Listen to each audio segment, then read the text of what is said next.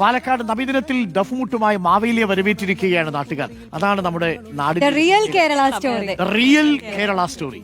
യാക്കര മുറിക്കാവിലാണ് നാട്ടുകാർ നബിദിന റാലിയും ഓണാഘോഷവും ഒരുമിച്ച് നടത്തുന്നത്. കേൾക്കൂ, കാണൂ. ഇക്ബാൽ ഇറക്കൽ ഉണ്ട് നമുക്കൊപ്പം. The real Kerala story. Iqbal, ആ കാഴ്ച മനോഹരമാണ്.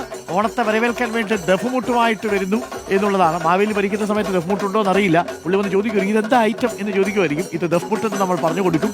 ഇവിടെ ഇങ്ങനെയാണ് സർ എന്ന് നമ്മൾ പറയുമായിരിക്കും. ഇക്ബാൽ, എന്തായാലും കൗതുകകരമായ കാഴ്ചകളാണ്. നമുക്കത് പ്രേക്ഷകർക്കൊന്ന് പങ്കുവയ്ക്കാം. ഇക്ബാൽ. അരുൺകുമാർ, തീർച്ചയായും ഈ റിയൽ കേരള സ്റ്റോറി കാണണമെങ്കിൽ പാലക്കാട്ടേക്ക് വരണം, യാക്കരയ്ക്ക് വരണം, മുറിക്കാവിലേക്ക് വരണം. ഇവിടെ കൃഷ്ണപിള്ള സ്മാരക വായനശാലയിലുള്ളവർ, അതുപോലെ തന്നെ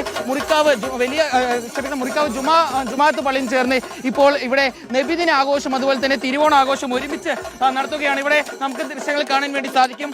ജുമാഅത്ത് പള്ളിയിലെ മദ്രസയിലുള്ള വിദ്യാർത്ഥികൾ ഇപ്പോൾ ദഫ് കൊട്ടിക്കൊണ്ട് ഇവിടേക്ക് എത്തിയിട്ടുള്ള മാവേലിയെ സ്വീകരിക്കുന്ന ഒരു കാഴ്ച കാണുന്നു. തൊട്ടപ്പുറത്ത് ചെണ്ടമേളമുണ്ട്.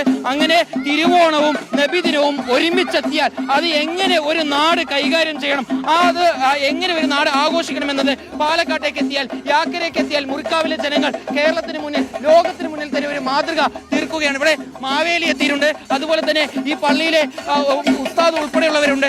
മാവേലി, എന്തായാലും നബിദിനാഘോഷം കൂടിയും ആഘോഷിച്ച് മടങ്ങാല്.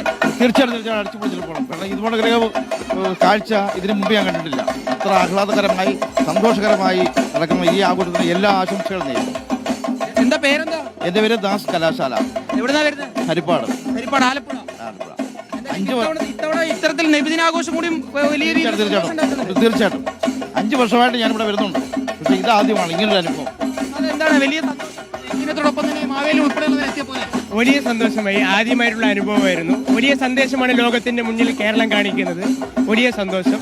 നബിദിനും ഓണം വന്നപ്പോൾ വലിയൊരു സന്തോഷമായി. യഥാർത്ഥത്തിൽ കേരള സ്റ്റോറി എന്ന് പറയുന്നത് റിയൽ കേരള സ്റ്റോറി നിങ്ങൾ നേരത്തെ പറഞ്ഞത് തികച്ചും സത്യമാണ്. ഇതുപോലെ എല്ലാ ഭാഗങ്ങളിലും മാതൃകയാവട്ടെ. ഞങ്ങൾക്ക് ഫോർച്ചുനേറ്റ്ലി ഇന്നൊരു അവസരം കിട്ടിയതാണ്. നബിദിനവും ഓണവും ഒരുമിച്ച് വന്നു എന്നുള്ളത് കൊണ്ട് വായനശാലയുടെ ആൾക്കാരാണ്. ഒരു മിനിറ്റ് ഈ ദൃശ്യങ്ങൾ കണ്ടില്ലേ? ഒരുമിച്ച് ഈ കുട്ടികളെല്ലാം തോളോട് തോൾ ചേർന്ന് ഈ കേരള സ്റ്റോറി എന്താണെന്നുള്ളത് ജനങ്ങൾക്കും ലോകത്തിനും കാണിക്കുന്നത് ഇങ്ങനെയാണ്. നബിദിനം ആഘോഷിക്കാൻ കാഴ്ചയാണ്. ഇതാണ് കേരളത്തിന്റെ സ്റ്റോറി എന്ന് നമ്മൾ ലോകത്തെ അറിയിക്കുക കൂടിയാണ്. മാവേലിയെ വരവേൽക്കാൻ വേണ്ടിയിട്ട് ദഫ്മുട്ടുമായിട്ട് കുട്ടികൾ വരുന്ന കാഴ്ചയുണ്ട്. ചിലരൊക്കെ പറഞ്ഞു നടക്കുന്നുണ്ട് ഓണം നമ്മുടെ ആഘോഷമാണോ എന്നൊക്കെ ചില ആളുകൾ സംശയം പ്രകടിപ്പിച്ചു. ഓണം നമ്മുടെ എല്ലാവരുടെയും ആഘോഷം അല്ലേ?